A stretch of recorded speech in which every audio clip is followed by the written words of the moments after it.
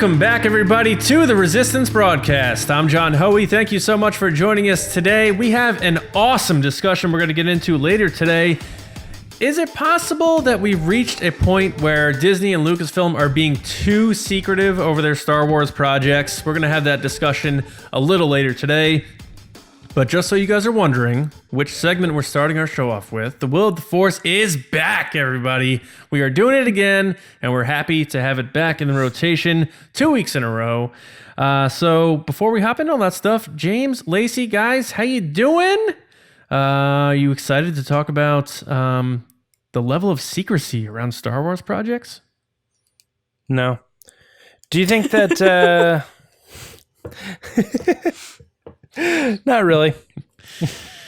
Do you think that they'll ever invent Skrillex troopers? What? No. What? All right. Okay. No, I don't. What is that? What do you mean? What are you trying to say? Because it sounds like Sith or something? Is that what you're going for there? Yeah. Okay. Right on, man. I love secrets. Secrets are no fun. Secrets Who said secrets? hurt someone. John says, "Are you ready to talk secrets?" So I said, "I love secrets. Oh.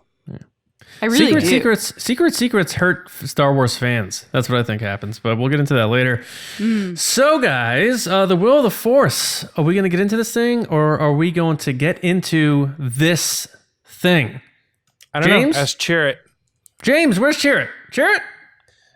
James, where's Chirrut? I fear nothing, for all this, as the Force wills it. There's Chirrut. There he was. He's back, baby. There he was. All right, I guys. feel a lot What do of we got this energy week? tonight. What is happening? Five questions that all start with Will. That's not exactly true, but they all are Will questions. Let's do this. We got The Mandalorian Season 2 is currently in pre-production, and it's being written by Jon Favreau yet again. If the show has a third season, is Favreau still going to be the writer and the showrunner? Lacey, what do you think? Wait, what? If the show, The Mandalorian television show for Star Wars, gets a third season, Oh, got is it. Favreau coming back to be the showrunner and the writer? Will he? Will So he? for some reason, I apologize, James. I thought you said will, if there's a second season, will he? And I was like, but we just answered that. I'm just being an idiot. So will he? Yes, I think he will. I think Jon Favs, this is like his baby project. You know, he talks about how when he was younger, he used to write fan fiction about Boba Fett and like how near and dear Star Wars is to his heart. So yes, I think he will come back if there's a season 3 to write it and be the showrunner. John, do you agree with Lacey? Do you think he's coming back, or is this a 1 and 2 done deal? He will not be the writer for season 3 of The Mandalorian. I think if he is still with Star Wars after 2+ years, he's going to up his paycheck and head to the big game and start doing writing for major theatrical films for Star Wars. So I think 2 seasons of The Mandalorian is probably what his contract was, and maybe he'll, even though like Lacey said, it was his baby project when he was a kid, writing about Boba Fett and what have you. But I think that'll be enough. I mean, that's a lot of content. That's like 20 hours of content right there. So I think a change would be put in place there for a third season, if there is one. So no. Yeah, I'm inclined to go with John on this one, but I don't know. Something about what Lacey's saying is like the fact that it's Jon Favreau and this is his one opportunity to do Star Wars. And if he wants to continue doing Star Wars, he could. They could give him the movie, but they're probably not going to because they're giving him this. And I think he would be like, I get to keep writing Star Wars however I want to do it, And I think he's having a good time doing it. So there's not any like animosity there. So, as far as we know, the show's not even out yet. Not even season 1. So But I definitely do think that, you know, the way this usually goes is like a great first episode kind of a thing. Like they're setting up these first couple seasons to be like, look at how awesome it is. Third season's okay, you know, and it can drop a little by bringing in someone else who they think can carry it. But yeah, I think either way I'd be happy, right? You know, it'd be kind of a bummer to see him leave, but I think that just we're going to be looking at Cassian Andor season 2, and we're going to be looking at, you know, Obi-Wan series season 1. You know, there's other stuff going on. I wouldn't be too worried about it, and I imagine whoever they get in charge to do season 3 would be fine. Next question is coming from a patron of ours. This is Commander Evan Harris. What's up, Evan? Also known as Harris Ev. 9, right? Niner. Yep. 9 Hi, at Evan. the end. All right. This patron wants to know, will Hux have any scenes with Rey in the Rise of Skywalker? John, you're getting this question first. What do you think? I want to say yes, because I want to see that interaction happen. But I don't know if the time needed with these characters and their other interactions affords it. So I'm going to lean towards no. I don't believe they've interacted yet in the first 2. But I don't think they will in the 3rd. So I'm going to say no. They will not interact. Hux and Rey, no. All right, let's see. What do you think? Like John, I really want to see them interact with each other because they're such polar opposites of like personality wise. I'm going to say yes. I really want them to. I think I want him to say something to her and then her to punch him in the face. Like I really want to see that happen. So you want it to happen, or you think it's going to? That's what so I think they will be in a scene together. Okay. Part 2 of that is I want her to punch him in the face. I don't think this is happening. Yeah. I just don't. I don't see these two characters having anything to do with each other, really, at all. It's like, I don't know, like Jabba the Hutt and Lando. Well, actually, they do have scenes in Return of the Jedi. That's a bad example. I was trying to think of like Lando from Empire Strikes Back, you know, and I was like, they're in two completely it's different like places. Luke They don't have anything to and do a with each other. Wampa, just like there's nothing going on there, guys. Oh, stop. I don't know, but it just, it doesn't. They just don't seem to have any reason to have interaction with each other. It's just they both have beef with the same person, so maybe they like meet for coffee and they're like, that Kylo guy's a real SOB, you know? Do they though? What? just go to the next one. Need some Tylenol. Yeah, Hux definitely has beef with Kylo, Lacey. I'm saying Rey. No, I know. The next question is, before Star Wars Celebration Anaheim, will we have any more information about Star Wars movies besides the fact that the Game of Thrones creators are doing the first one? Lacey, what do you think? Do you think there's any chance that we're going to get some more information about the movies besides what we already know? No, wait. I changed my mind. Yes. I think we'll get a title or something in the spring leading up to the panel. Because they're going to have a panel about it at Celebration. I think that they're going to give us something. Although they've been known to hold titles. No, I'm going back to my original. No, you won't. No. They're super secretive and they like to keep things close to themselves, especially with the movies. I think they're going to do a really big Disney Plus push, and I think they're going to be talking about the shows a lot leading up to Celebration. That's what I'm saying too. John, what do you think? So give your answer. Go ahead. I don't think I don't think we're gonna get any information from this. Okay. You know, it's weird too because in this question, John, you're saying that they're doing the first one. Yes. Well, I don't even know what that means. Writing and producing. But they're doing all three. Nope. They've only said the first one. They've announced dates for 3 Star Wars movies, and they've only said Benioff and Weiss are doing the first one. But they said they're doing a series of Doesn't mean movies. those 2 movies are theirs. It's never been factually revealed that. So you got to stick to the info at hand. Nah. Well, whatever. Yeah. I don't think they're doing anything with this. Okay. The movies are not on the plate. Not on the plate. Well, I think I disagree. I think we are going to get some information. You still have the Rian Johnson stuff that's floating around out there. And as I've been saying, I think they're going to wait till episode 9 comes out before they bring him up again in a lot of circles. So I think something's going to come up about future Star Wars movies, whether it's a decision about Rian Johnson's movies or more details about what Benioff and Weiss are doing, maybe a director announcement.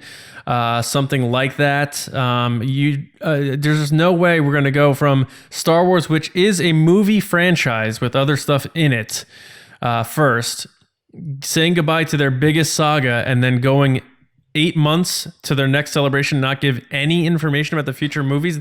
Zero chance. So I think we are absolutely going to get some information one way or another. All right, well, the next one comes from another patron of ours. This one actually from the top of the food chain. General David Probus is What's up, asking David? this question. Hey, David. And General David wants to know, will we see the father, the son, and the daughter from Mortis in the Benioff and Weiss trilogy, which apparently, as John puts it, is not a fact.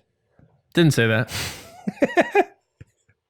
Did not say You that. literally just said that. No, I didn't. I said they have a series of movies, but the 3 movies that they announced, they're not saying that those are necessarily all theirs. Yeah. So Benioff and Weiss do not have a trilogy. You're ridiculous. All right, Lacey. What do you think on this one? No, we will not. I honestly think that their movies are going to be Knights of the Old Republic or Old Republic. So no, I'm going to say no. Wouldn't that make it more likely? Not necessarily. Okay. I'm saying no. Well, I was thinking you said because I think they're going to be Old Republic, then no. So you think they're more likely not in the Old Republic? No, I think they will be Old Republic, but I think that storyline is confusing to the general public, and I don't think that they'll bring that in. Therefore, no. Okay. John, Sorry, what do you think I had on this? 2 threads going in my head, and I said 1. Yeah, maybe. No, for the simple reason that they've been pretty clear that we're getting brand new characters and brand new stories from the future movies. So I think it's 100% clear as day that we're not going to get anything like that. Maybe we see the Mortis characters pop up elsewhere. I don't even think we will. I think that's just its own little bubble and it's going to stay there. Maybe it'll show up in another painting somewhere in someone's wall. But as far as the Benioff and Weiss, I think we're getting a brand new stuff. And, there may be some lore attachments here and there for how the Force is, but I don't think we're getting references to these characters anyway. So, no. So they did break out. So the father, the son, and the daughter did show up in Rebels. They didn't show up like in person, but their storyline broke out of just those few little episodes. So I would consider something like what happened in Rebels. If that did happen in the Benioff and Weiss trilogy, then I'd be like, oh, so they did show up, right? They don't have to show up in person, although they would be alive at that time. So maybe, but some sort of reference maybe to Mortis or something. But I actually don't think that's the thing you're going to get. I think more likely you're going to get a Rebels reference to Tar Vizsla, if that his name, the original Mandalorian Jedi. I think that would be way more likely if they're going back into like crazy Jedi lore. It would be more likely that you would get a little bit more of that story, I think, in the Benioff and Weiss stuff. Do you mean reference like someone in passing mentions the name, or you think they're going to go back on what they said and say, we're focusing on these existing characters? Well, number one, I don't really think he's an existing character. He's been mentioned like once. Yeah, but the other thing is like when Benioff and Weiss are doing their thing, like Rian Johnson's trilogy was the one that was like all new characters, all new worlds. And Benioff and Weiss, they just set a series of films yet to be, I mean, they could be doing something that we're familiar with. Oh, okay. I don't know where I thought that I saw that they were also kind of clean slate, blank canvassing. I think but- it's... Yeah, only Ryan Yeah. Johnson said new.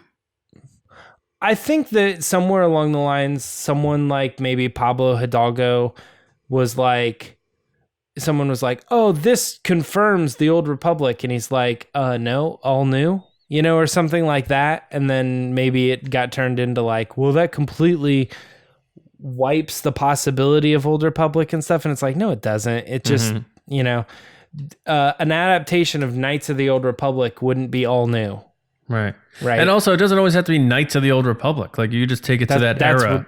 Yeah. That's what I'm saying. Yeah. So somebody's saying that we're not getting a night just because he's saying we're not getting a Knights of the Old Republic remake or something, you know, live action remake doesn't mean that it means that it's 100% all new characters and stuff like that. You know, it could be a lot of revisited ideas and stories and characters we've seen from other stuff. But the answer to the question, no, I don't think that. I think you should focus on other little lore historical things in some of the other series and stuff. Last question is, will General Hux, who is not a patron of ours, will he be killed by anyone? By anyone other than Kylo Ren in the Rise of Skywalker? John's coming right back to you. Is Kylo Ren going to kill General Hux, or will it be literally any other person or thing in the galaxy? You know, you almost think he's going to get that Krennic or Tarkin death where it's just like this giant, big death blow. But I could see Hux getting it by Kylo Ren. So I just feel like Kylo Ren's going to kill a lot of people in episode 9. Will he be killed by anyone other than Kylo Ren? I'm going to say no, but I mean, it's possible, but I'm going to have some fun here. I'm going to say no. Kylo Ren's going to be the one that does it. No. All right, Lacey, do you think Hux is going to die at the hands of Kylo Ren? Well, it's the other way around the question, but yeah. Hux is going to die at the hand of Kylo Ren. That's what I said. I think that Hux will die at the hand of an explosion or some other person like Poe Dameron. I don't think it's going to be Kylo Ren. I, too, think that it's not going to be Kylo Ren. I think he's going to be too preoccupied with other things to take down Hux. I think he's going to be elsewhere. Whereas I think Poe is the one that's, since Last Jedi, has been established as like Hux's other person, you know? You know what it reminds me of? It reminds me of Return of the Jedi when that random A-Wing crashed into the bridge and it brought down like the Super Star Destroyer. Like it wasn't some big crazy feat. It was just one of the things that happened in the middle of that crazy warscape. And I kind of see them bringing that back, like an accident or a downed fighter or like a misfire or somebody shoots down a TIE fighter and that TIE fighter blows their bridge or something that causes a massive explosion. I don't necessarily think it always has to be some crazy hero moment where Poe Dameron swoops in and, I mean, he did that in Starkiller Base, but then, you start wondering if it's a rehash again. Let's do something different, And I think Hux is kind of a go down with the ship kind of a guy. Not like a moral thing, but I mean, like, his story is like he was First Order to the end kind of a thing. Sure. Yeah, except in TFA when the guy's like, even Hux is gone. Hux is like, I like the First Order, but not this much. Yeah, that's when he doesn't line up with the classic use of the phrase. Like Tarkin, who's just like, in our moment of triumph, and then two seconds later, yeah. But also, too, we've talked about this before. I have found that the best way to do this is to play the odds. And the odds are, like I said earlier, Kylo Ren or literally anybody or anything else in the entire that you could possibly imagine. Mm-hmm. And it's like, then you are likely going to win that argument by saying it's not Kylo Ren. So, But all right, that's it for Will of the Force this week. No more questions. We'll have to wait till next Thursday for more questions. If we even do Will of the Force, maybe we'll bring something else in. Maybe we'll play a different game. I don't know. But what I do know now is that we are going to move on to the Patreon pod race. And this week we asked our General Neil Lowry what he thinks the Sith Chirper's role will be in the Rise of Skywalker. I'm going to send it over to Neil right now. Hi, Resistance Podcast. It's General Neil here. I wanted your thoughts on Sith Troopers. I think they're more for sort of a DIY plan from Palpatine to cover up his ends and to keep the galaxy in check as well. I think they'll be keeping an eye on the First Order and also battling the Resistance. I think Palpatine has a much larger plan involved with it all. So how exactly they figure out, I don't know. But I think they're a cool design and certainly not a marketing ploy. But don't forget, Sith Troopers will be available come beginning of October in all retailers. So that's my thoughts on Sith Troopers. Keep up the great work. May the Force be with you. Okay, all right. So I like it. A secret plan by Palpatine.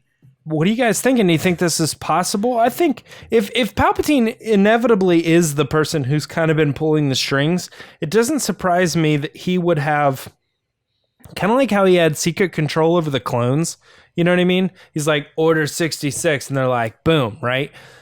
It wouldn't surprise me to find out that no matter how much these seem to be First Order or they seem to be part of Kylo Ren or somebody else's allegiance, that in any moment Palpatine could be the one that's saying, nah, these are my guys ultimately, and just like snap his fingers. I wonder is that a bigger picture thing? Could Palpatine just be the one that snaps his fingers and again pulls every First Order on like so dangerous. Its leadership?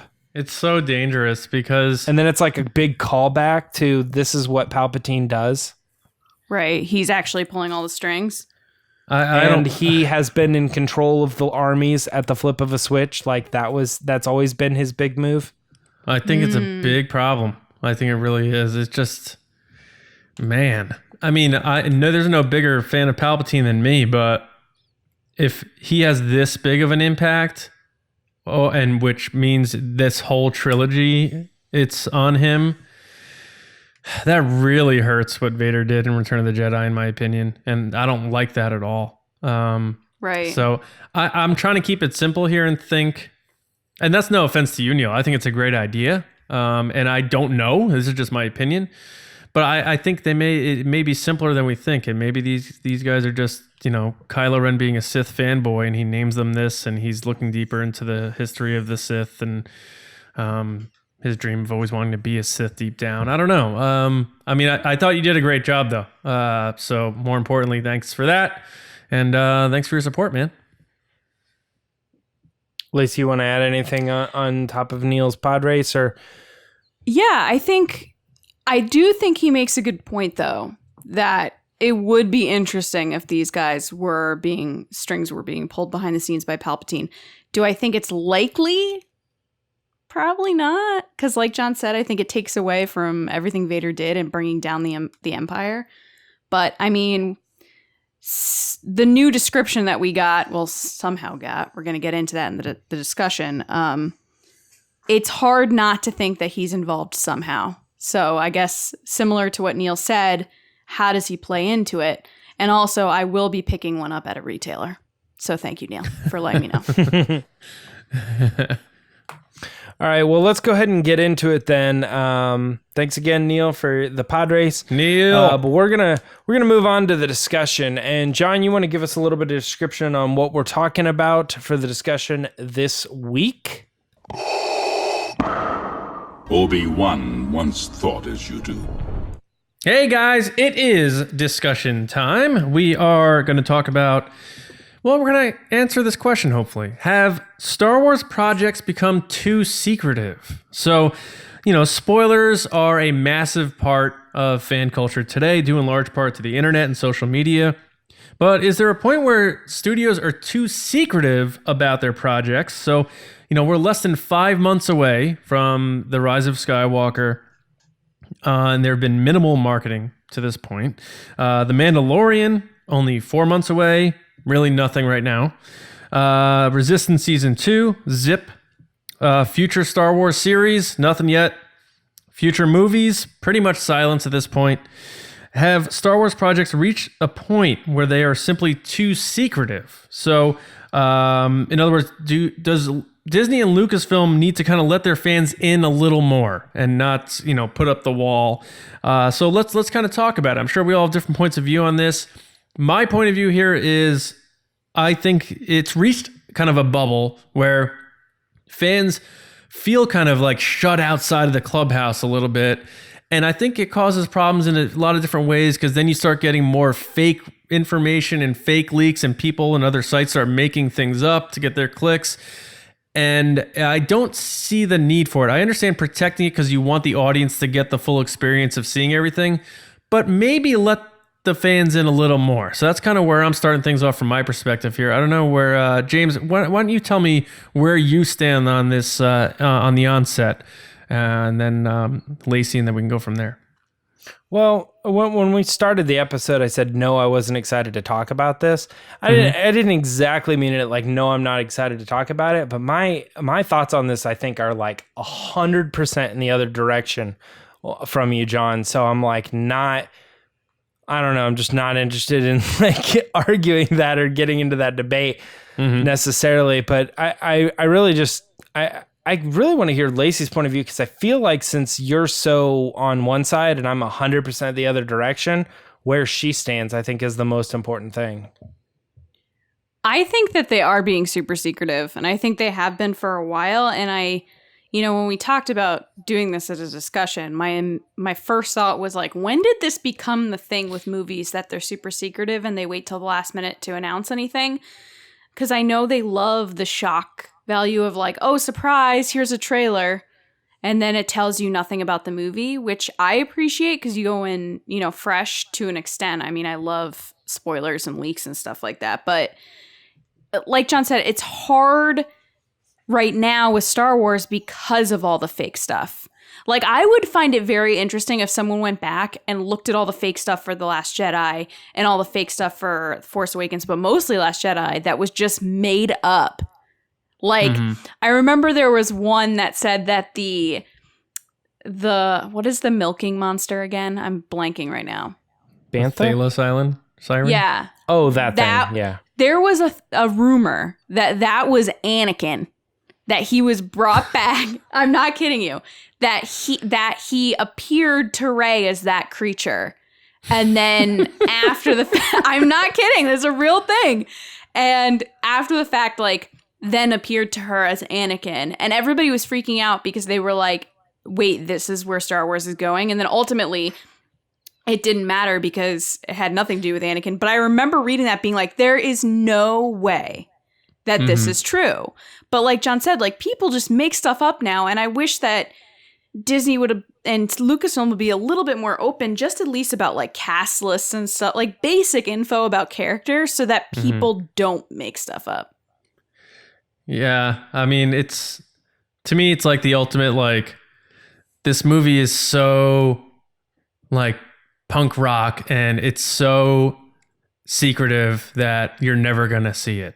We're never even going to release it. That's like Star Wars movies in, like, 20 years. But it's like, because like George Lucas jokingly said, like, I'm making new movies, that's but what I was no one's gonna say, no one's going to watch them. It's like, and He Anthony made Carboni episode had 7. nothing to say to that. Yeah. So I mean, yeah, so the fake rumors thing is one part of it, but I think just from a standpoint of fans feeling like they're not a part of the club, or they're not being respected. And I'm not saying it's an entitlement where you need to get like all of your info or You feel everything behind. should be spoiled.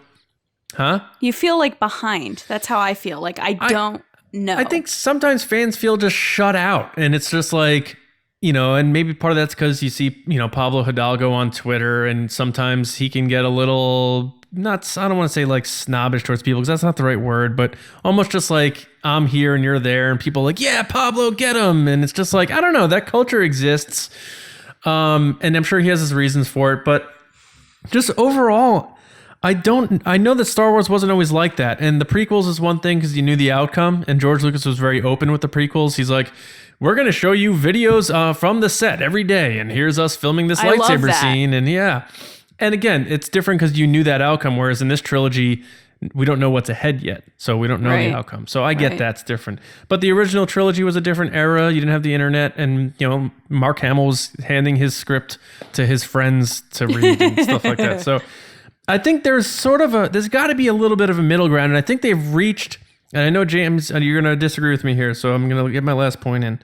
I feel like they've reached a ceiling where it's just like so secretive that it almost like, I don't know, it's turning fans away a little bit. And it seems like Star Wars is the biggest guilty franchise of doing this. I don't see a lot of other franchises being that secretive. I know, I guess, Marvel was to an extent, but to me, it really seems like Star Wars takes the taco with this. And I guess that's just kind of how they're taking care of that brand. But go ahead.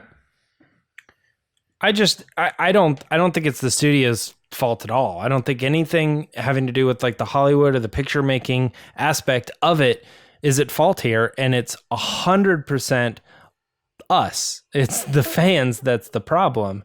We want content, so we create content out of thin air. That's the problem. As far as the actual release of information, it's exactly the same for every movie. The problem is that people care more about Star Wars than they do about the average film. So like nobody's like trying to do like set leaks of the Bill and Ted movie right now. No one's trying to leak that script. No one's trying to find artwork of what could be and the casting and stuff, because everybody's like, I'm excited for it and it'll come out when it comes out, but like there's something extra. And then as another day goes by and another day goes by and another day goes by, we start asking questions that are silly questions that we shouldn't be asking because it's a movie, right? But we're like, where's the trailer? Where's the trailer? Where's the trailer? Where's the trailer? And that drove me insane when like there was a point in time where every single time Star Wars posted something on Twitter, the official account, yeah, the first result was always, yeah, but what about the title? Why haven't you given us the title yet? Blah blah blah blah. And it's like this is crazy. Like it's the fans that are crazy that are pushing and pushing and pushing. And I don't think that this movie is doing anything different than any other movie. It's just that with every other movie, it feels like a surprise. Like, oh, there's a Hobbs and Shaw trailer today. Whatever. I agree to that to an extent, because I think part of this too is the secrecy and hype that's drummed up by Lucasfilm and Disney. Because specifically with the title thing, that shouldn't have been a big deal. That should have just been like, hey, production started today for Star Wars: The Rise of Skywalker, coming out next December. Mm-hmm. And we all would have been like, that title's awesome. We would have talked about it. But then that would have been it. Yeah. It's because they waited so long about it. And then on top of that, months prior to that, JJ was like, I'm starting a Twitter account to give you live updates from the set throughout the process and to give you behind the scenes glimpse. And he tweeted once. So then everybody was just like, okay, well, you said you were going to do this. And then he didn't, which is fine. I'm not saying he has to. But I think some of that secrecy, news if any other director did that, Right. And I think part of it is Star Wars. I think part of it is fans. But I think some of that responsibility does fall to Lucasfilm and Disney, and specifically J.J. Abrams, because he is so secretive. He is like very like close knit. I mean, we've talked about it a couple times, but like he had 3 cuts of the trailer. And from what we've heard, they didn't show that stuff to Disney until like days prior to Celebration. Like they held it to the very last moment to show that trailer. But The Last Jedi wasn't that's what I'm saying, though. An open That door goes either. to my point, though, is Yeah. like how many trailers of Hobbs and Shaw were there before they decided on a final cut, and how soon but before the James, trailer was aired did they decide on that They final gave version live of the trailer? updates You know what I mean? from the process of Hobbs and Shaw, though. Like they announced that movie, Rock gave updates, like they talked about the process, they had behind the scenes reels, all that stuff. Are we And yeah, really they have- holding Hobbs and I don't Shaw know, to the though. same level as Star No, Wars? he's though? using it as an example, but But like I think but I that's also a big part think- of the argument. Yeah, but I think that it is, though. I think as far as like a big major tentpole movie that's coming out, yeah, absolutely.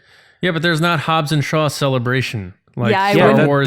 That's my point. That's I would compare my it more point. to like Avengers. So like Avengers is a big thing, and yeah, they've been secretive about it, but they've also released behind the scenes stuff. Like the Russo brothers have been very straightforward with their process and celebrity sharing photos to an extent. Obviously, they shared more after Endgame, but And what can be spoiled in a Hobbs and Shaw movie? Like, oh, they're racing cars in this one.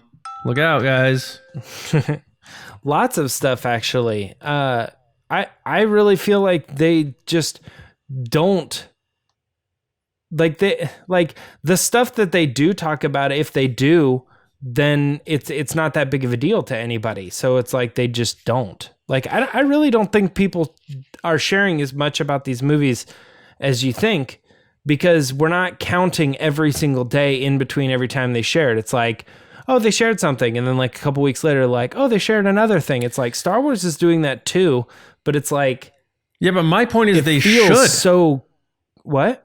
My point is they should. Why?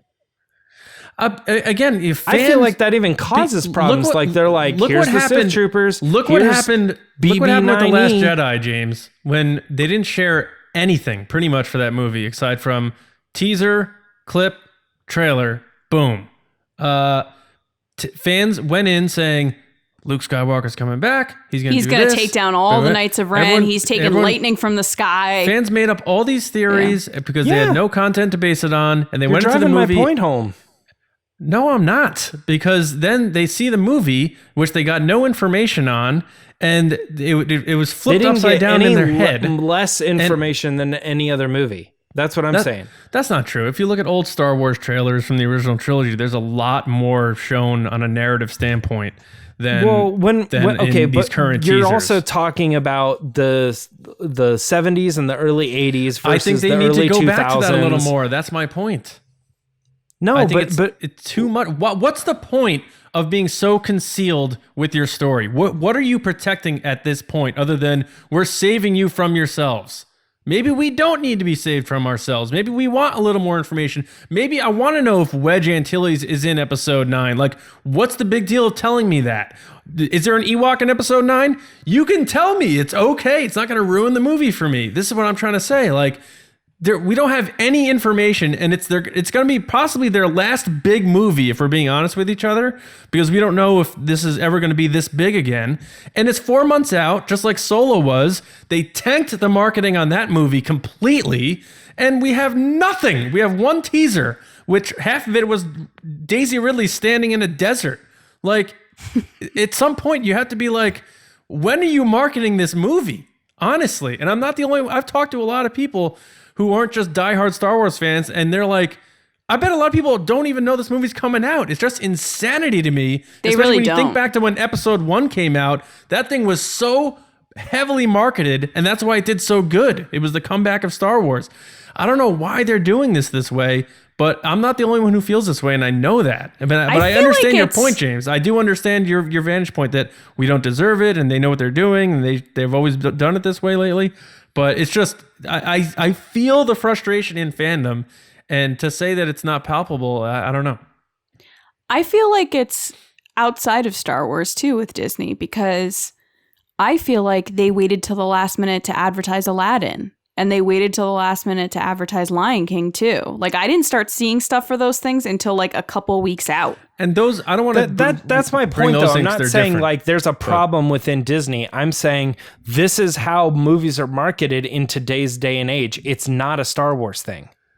No, this is and how I understand all that. movies are being marketed this way. I understand that, but I think from a story perspective, like I don't want to bring Aladdin and Lion King into it because we know those stories already. So they could have told us like, spoiler alert, Mufasa's dying. Well, I'm only saying that. Right, but I'm only saying that because you're like, oh, well, I don't know if people know if that's out. And I had a situation today where my coworker was like, I'm going to see The Lion King. And my other coworker was like, oh, let me know how the live show is. Is it playing in Milford? And they were like, the movie. And he's like, it's out? Like they didn't know. So that's what I'm saying. If they don't know The Lion King is out. You know why? Because they're probably thinking about what's on Netflix and Amazon Prime and HBO Now and all these other television programs that are taking over. And because of all these streaming services that are coming out and how people are starting to move away from movies and move into long form storytelling like television, Game of Thrones and stuff, and Walking Dead, geez, get off of it. It's a television show. Like it, you know, it's crazy to me, but the movie industry is really suffering because people are staying home and watching television. And I think that it is. It is suffering, man. It's suffering big time. Like I'm looking at, movies. Really honestly, the possibility not Marvel. that we might not have movie theaters in 10 years. I disagree. Yeah, well, you start like paying attention to what's going on. Aladdin just made another $1 billion. Like, yeah, I know. This is like the global warming billion. argument of like, oh, it's hot out, so this isn't happening. Movies are it's making like a you lot can of money, give dude. examples of when movies make money, but the movie industry as a whole is making less money every year. And movie theaters are making less money. And people are stop paying attention. They're like, I don't want to go to the movies. Why do I want to go to the movies? I got my Bose system at home. So to I that got a argument, we 4K shouldn't TV. we shouldn't market these movies then because we don't want to try to make No, actually, what I think it's doing is it's trending towards trying to it be like more of an impulse push on movies. So it's like, this is what's happening in 10 days, in 5 days. Come see this thing. And it's less of a thing where they've said like, well, if we just tell them that we're doing a live action Lion King a year from now, people are just going to buzz on that for a year. It's like, they're not going to. I don't care. I hate that comparison with the Lion King. Like, I'm so over that. Like, what movie would you like us to compare it to, John? Star Wars. We're a Star Wars podcast. I can't do that because that movie was 20 years ago, the closest one. No, the closest one was 2 years ago. What are you talking about? We're talking about Star Wars movies here, right? I don't care about the Lion King. I don't care about live action remakes of Disney movies. We're talking about Star Wars movies here, right?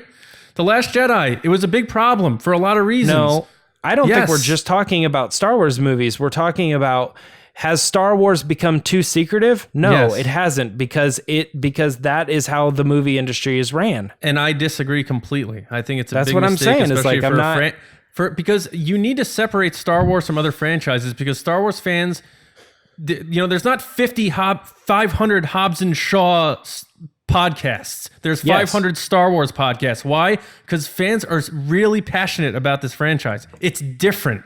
I don't care about how the movie industry is. They understand this brand. They have to treat this brand differently than they treat Ant-Man or Fast and Furious 75. It's that's different. That's, I think, the key thing that we're disagreeing on, because I think that when they're making their movies, they're just making movies, and however the fans treat them and the success of the movie is a completely different thing. They don't have to cater to the fans to be like, there's only one Hobbs and Shaw podcast out there, so they only get one trailer. But there's 50 Star Wars podcasts, so they have to get 50 trailers, because we have to cater to that's not what I'm audience. saying, but yeah. I understand what you are saying, though, is like, because I think what you're trying to say is that they should be regularly catering to a specific crowd because there's more of us and we're more rabid. And I'm I don't think that's true. I think they just need to do business as usual and let the fans do whatever they want, which is why I sympathize often with Pablo. You say he gets a little high up, but I think like when you're working in a certain era and you're like, this is literally how it's been for 20 years, you know, this is just how we've been doing things. And people say, well, you should be doing it differently. It's like, no, you're not in this industry. Well, you're not behind the scenes, and we know exactly what we're doing. So that's creative versus marketing. I'm not trying to come at Pablo and how they create these things at all. I mean, I would just bring up an example that you have figureheads out there in social media, and that's people's access to it, and that's how people like direct their attention. I just think I'm not saying he's the person that's in charge of that. I'm saying he's defending the people who are in charge of that. Sure. So when somebody says you should have told us the title by now, he's like, should we have? Who are you? Yeah. You know, that's the kind of stuff that I'm like, I know, because this guy is working with the group of people. He's not necessarily like marketing, but I guess my question is, what hurts them to bring fans in a little more to the creative process and what's happening? And that's what I think did happen with Last Jedi, when it's like, or even, okay, look at something like Captain Phasma. I've argued to death that Captain Phasma was not underused. She just was made up in the fans' heads that she could have been a really cool character, and she was just used the same as hundreds of other like C characters in a movie. Like you put on any movie and you'll find like there's your main characters, and then there's like your, you know, secondary supporting characters, and then there's like tons of ancillary characters who have speaking roles and like they change the way the plot's going and all this other stuff. And people look at this, and every movie has to have that in order for it to work. You can't have a full cast of all main characters. I mean, unless it's like really some weird crazy movie like Buried or something where there's only one actor in the movie. Or Clue. Yeah, I don't know. Maybe not even then, because Clue had background characters. Yeah, but to me, it's like Star Wars fans are saying, no, the ABC character thing doesn't work because I really think that a C character was underutilized. And it's like, no, the C character was supposed to be a C character, and they were. We should be lucky that a character as cool as Phasma even got a cameo and speaking role in the movie. Like, that's how I look at it. Yeah, that's like, she showed up in the movie. Yeah, I'm saying I would like to see more of her, but that's not my point here. But I'm talking more about letting fans into what they are doing, not what they telling them what they should be doing. That's two different things, I think. Lacey, when that happens, though, real quick, when that happens, though, you have fans that build up stories. They're like, oh, sure. So we got a glimpse of Captain Phasma. What's she going to be? Or like BB-9E. Oh, they're showing us what this is. This has got to be important. And it's like, no, dude, we're just trying to show you like just some cool stuff from the movie. And you guys are like crazy. Like, I almost feel like it would be better if they didn't show us BB-9E so that we wouldn't have like done like 5 podcasts on who that was, you know? Not that we really did that, but we didn't get too heavy into it. But I think a lot of people were like, this is the news of the week, and we're trying to tear it apart. It doesn't stop with the movies either, though. It's the books, it's everything. It's just like, we can't show you the cover for this book. It's like, you can, you just don't want to. You know, a lot of that happens, and it's not just the movie. I can go on for hours about this because we were there at some of the conventions, and like, we can't show you the cover yet. Oh, can we show them this? No, we better not yet. It's like, you can. You absolutely can. So, all right, I feel like, Lacey, get in here. What's going on? Me and James are obviously going at it. I don't even know what to say. You guys have literally been going back and forth for like 10 minutes. Throwing haymakers. I think they're definitely too secretive, and I think that they could definitely let fans in earlier. I don't know what else to say. Hearing you guys talk about this is like when a guy comes into the store and he is like, hey, this was here's a coupon that's expired. And it's like, you could give me the price. You could mark this down for me. You could make it the sale price. And I'm like, yeah, I could, That's not how it works. I could sell it to you for $20 cheaper and still technically make money on it, but that's not how it works. And this is like fans, in a way, in my opinion, what's happening here, fans are demanding that we get more specific information that is not meant to be information for us. And whenever they do give us that information, we run with it and go all the wrong directions. So I think that if this was not, if there was no rabid fan base, this would be absolutely business as usual, and they're not being more secretive. But James, this is just the regular schedule of that's the problem. That's the problem with that I have with your argument. You're saying if there wasn't a rabid fan base, there is, and it exists. It's real. It's tangible. But that's not their. They don't have anything. They don't have any reason to cater to that. Who cares? Guess what? They can if fans start going away after they're like, you know what? No more Luke Skywalker. No more me.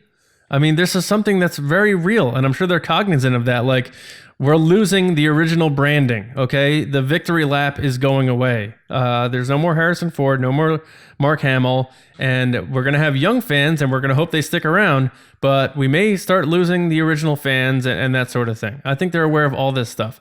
All I'm saying is, I don't know, I don't think it hurts them to not be as guarded about their product. And I say that from a perspective of Star Wars only because of how passionate this fan base is. And in my opinion, it's the most passionate movie franchise fan base ever. So when like you make the analogy like Bill and Ted, that's ridiculous to me.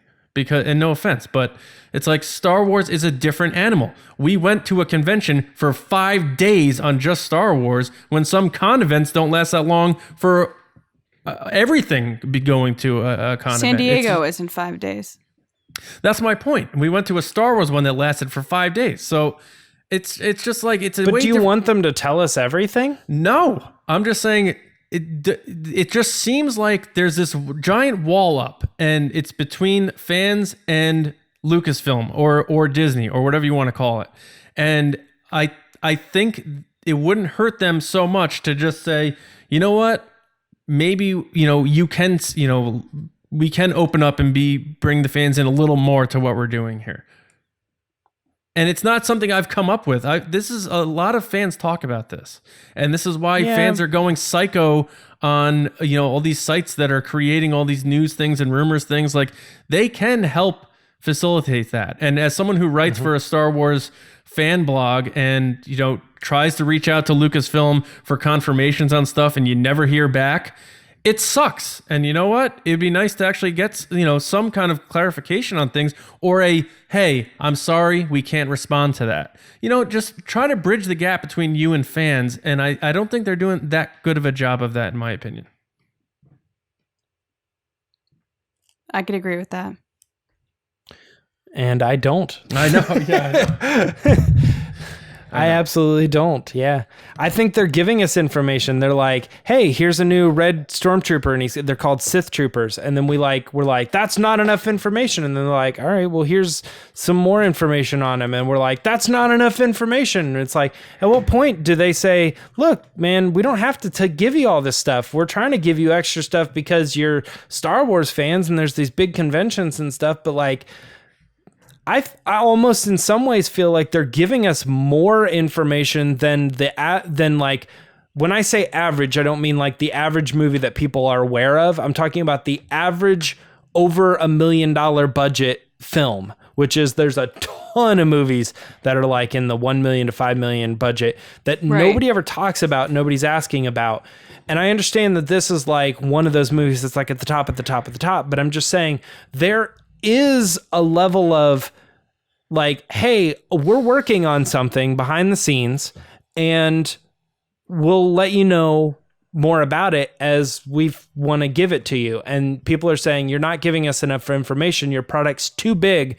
And it's like, no, it isn't. I don't think this affects the bottom line at all, how much they tell us or don't tell us. So why is it their responsibility to be giving us more information? Do you think Solo was hurt by bad marketing? Yeah. Do I think that Solo had bad marketing? Do you think it was hurt by bad marketing? We got our first trailer 3 months before the movie came out. And it was a 40-second teaser. I thought that it was odd for a Star Wars movie, but I don't think it's odd for a movie. Again, I keep trying to say I'm talking about Star Wars specifically. Yeah, but the only reason I think it's odd for a Star Wars movie is because we got Force Awakens and Rogue One and Last Jedi that all had almost identical marketing plans, and Rise of Skywalker is in that same boat. They're doing the exact same plan, and Solo's marketing is the only one. Well, yeah, but I mean, it's like trailer at Celebration, title around this time. Like, it's pretty much, I mean, besides the title thing on Rise of Skywalker, every other movie has pretty much fallen into the same kind of timeline. We get the behind the scene. Everybody already knows this. We get the behind the scenes thing at like D23. Well, Force Awakens first teaser and title came out over a year before the movie came out. Yeah, but okay. But again, that's like this weird example where like there was this one little thing, but then despite that, it was the first major trailer was at Celebration. Then the behind the scenes was at D23, San Diego Comic-Con, whichever one they decided to do. And then the final trailer was in October. Like, forget that everybody always seems to go on, well, we got the first trailer. And it's like, you got this one little thing that was like, hey, here, we're throwing you a bone. But the major marketing of that movie didn't start until Celebration, the same as Rogue One, the same as Last Jedi. Yep. Like the same as Rise of Skywalker. Like it all is the same formula. And I don't think anything's changing in that. And I think that their system has been pretty profitable considering they've had successes with all their movies, except for Solo in this weird kind of outstanding thing. They tried something different with the marketing. I don't think it was bad marketing necessarily for a movie. I still kind of feel like as much as we've done Make Solo 2 happen, I still think one of the major things behind Solo's failure was the Last Jedi thing. People were just so off put by that movie that they were like, I'll maybe someday I'll catch Solo. I'm not really that interested in it. And it seems to me the people that haven't seen Solo, they always seem to go back to The Last Jedi first. They go, I wasn't a big fan of the last one. That always. I think it's a mixed bag because there's a lot of people who didn't even know Solo was coming out. I haven't never encountered that. I have. Maybe you have, but I don't think that's a very common thing that people are like, I didn't know it was coming out. Maybe they did know it was coming out, but they didn't know what day it was coming out. They didn't know that it was already out, or they were surprised that it was happening. Oh, it's like this weekend? Like, I didn't know. Like one of those like, I heard they were making that. I heard they were making that movie. And it was like out a month ago. You know, like, I didn't even realize that was in theaters. I'll have to catch it when it's on, Blu-ray or whatever. But I don't think that's a problem with marketing of a film. I think that's honestly a problem of people not paying attention to film marketing in general. Yeah. Because I bet you ask that same person and they're like, hey, did you go see Jurassic World? And they're like, oh, is that out? I feel like if you ask the right people, that's a common phrase anyway. Lacey, I feel like you're kind of stuck. I mean, I don't want to argue with John, but I don't want to argue with you either. But I know that every time we flip back to you, you're like, yeah, I just agree with John. No, I just think that it's one of those things that Solo wasn't marketed well. Any marketer would look at Solo and say this was a failed campaign. No one knew what Solo was. No one knew what Solo was about. And it's because that movie was so secretive with what the story was about that nobody cared. And I think going off of Last Jedi, they did the same plan as The Force Awakens, but that movie has a ton of negativity around it to the point that my parents didn't see The Last Jedi and they don't want to see it because everybody said it was bad. Because it's gotten around by word of mouth that Star Wars fans didn't like it. So now the general public's going, I don't want to see it either. So that being said, you'd think that Disney and Lucasfilm would turn around their marketing plan and have more hype and more openness leading into the last one so that they're more excited for it. Well, it was a failed marketing plan, but I don't doubt that they were like, okay, well, Last Jedi clearly wasn't what we were hoping it would be. We need to try something different, drastic, and way better. I completely and it was just a big disagree failed with that. attempt. No, absolutely not. I think it was, we are tight on budget. What can we do with this budget? Oh, we can only do this? Okay. Oh, we only have this time period to do it? Okay. Yeah. That doesn't, But both campaign, of those things don't have to be mutually exclusive. They say we're tight on budget. This is what we have.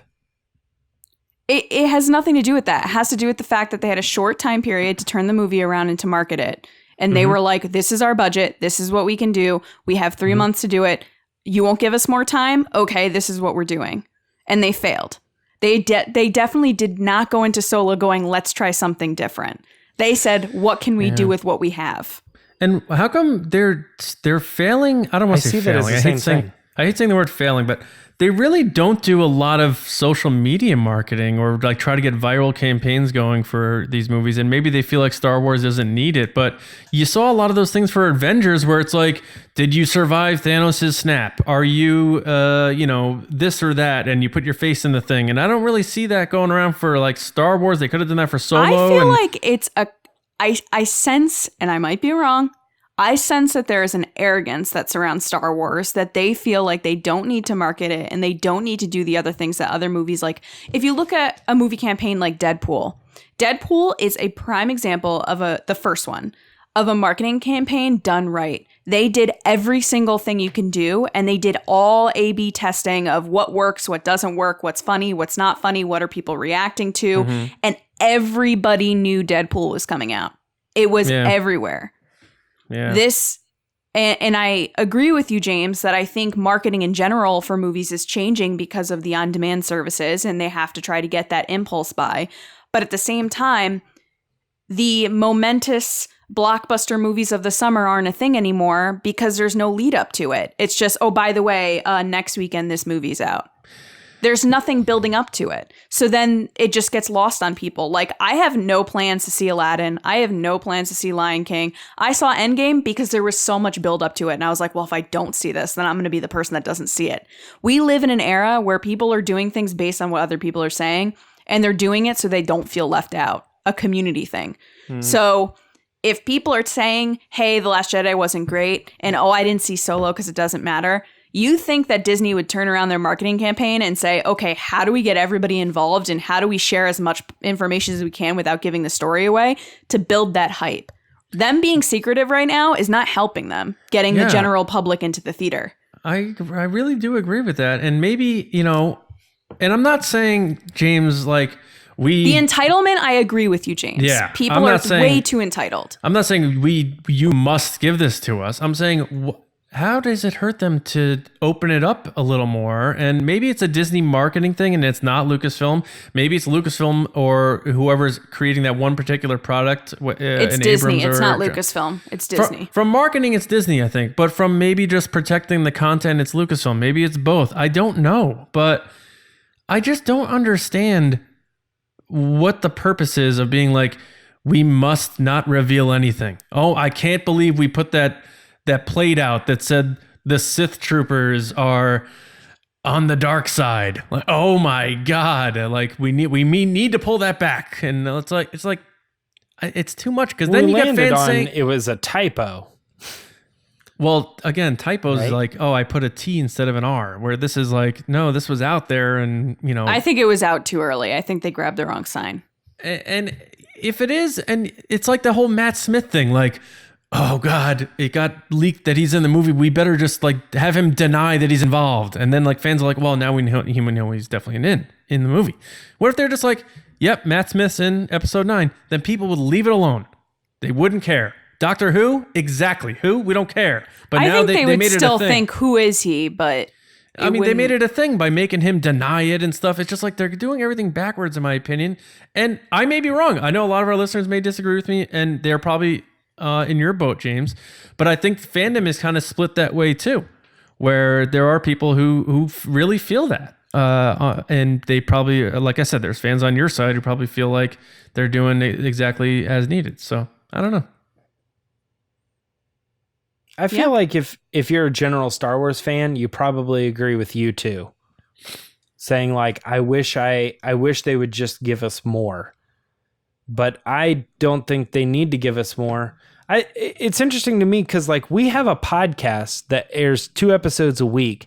And in a way, not to say that we wouldn't be able to come up with fun content, but in a way, our podcast is kind of reliant on there being news. And if there isn't that news, then we start to think, man, I wish they would just give us something. There is a reason, though, that we're creating new segments, like One with the Force, which can be evergreen, where we're doing things like Kessel runs and quote games. Yeah, but we're not talking about rumors every week. For the most part, every week there is always like some new piece of information. And like I said, I know it's not the same as some of these other movies, but maybe part of the reason that there isn't a Lion King podcast and a bunch of other stuff is because most of the time movies don't release information like this. Well, also Star Wars has a lot of content coming up too that, there are rumors coming, you got 2 animated series coming up. It's more than just the movies. You have 2 live action series, you have movies ahead. Like what's they know what the 2024 and 2026 movies are. Why not just say, yes, we confirm those are all David Benioff and D.B. Wise's movies. People will be like, oh, okay. I think to wrap up this discussion, I think that there's a good possibility if there was somebody who was, I don't know, like high up in all of Hollywood marketing, just in general, and they came out and they talked to us privately, I think that they might say, you'd be surprised. I think they give more information about Star Wars. I think you have more information about Star Wars than the average movie. I think they are giving you that information. And you guys would be like, that is crazy. You're crazy. They're not giving us anything. That's why I totally fundamentally disagree with the idea that they're being too secretive. I think they're either being like perfectly normal or possibly even giving us more regular information about stuff. Well, good news. Next week, we're having former CEO and boss of Disney, Michael Eisner, on the podcast to talk to us all about... No, he's not coming in. So final thoughts? Or are we good? I'm good. Let them decide. You guys have both clearly stated your points as well. Yeah. All right, guys. So a little bit of a Star Wars war, I think, James, right? I guess so. I just knew going into it, I was like, I already know John's opinion on this, and I absolutely could not agree more or disagree more. But look, James, we're still here. Mm-hmm. Guys, let us know what you think about this. I think we're going to skip the transmissions this week, maybe? Yeah. Well, they're also not listed, I don't think, John. Yeah, I forgot to list them. So way to call them out. We were just going to skip it. Yeah, we were just going to skip it. We did get 105 responses on that, so maybe we'll bump that over to next week. But it was a good one. We'll get into that. But yeah, we ran a little long, but we hope you felt our discussion was at least an honest one and an engaging one and a thought-provoking one. I'm sure there's a lot of you that are going to be on both sides of it and say, John's crazy, Lacey's crazy, James is right, and vice versa. But let us know what you guys think. Do you feel like because Star Wars is what it is, it's different? Is it not? Should it be treated like regular movies? Give us your take.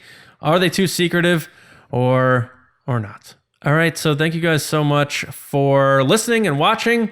Make sure you do subscribe to us on iTunes, which is now called Apple Podcasts, SoundCloud, Spotify, YouTube, a bunch of others. Head to StarWarsNewsNet.com for all of your latest news, reviews, editorials, information, and more. Check us out on Patreon.com/Resistance Broadcast if you want more exclusive content from us here, and a lot of daily stuff being posted over there from us, and just if you want to support us, of course. And that is pretty much that for those plugs, I believe. Yeah. James, when people want to talk to you about how you're right about the discussion today, where can they find you? No one will say I'm right. I think more people will agree with you than us. No way. Absolutely not. No, I would be surprised if anybody does. Myra Trunks is where you can find me online. Twitter and Myra Instagram. Trunks. Lacey. People can find me not being secretive at Lacey Gillerin on Twitter and Instagram. Doing that viral thing. Nope. Not a thing. You guys can find me at Johnny Hoey, where I think you guys are going to agree with James, but we'll see. I want to thank our Patreon generals, Carmelo, Brian Shalito, Andrew Staley, Len Brown, Neil Lowry, Jeremy Myers, Neil Shaw, David Probus, and Val Trichkoff.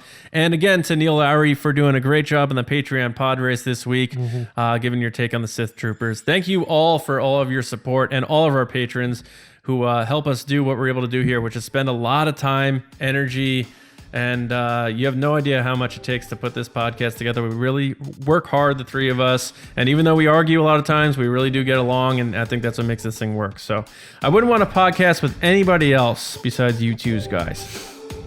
How about that? All right, guys. So now you can enjoy your weekends, and we'll see you Monday morning right here on the Resistance broadcast. See you around, kids.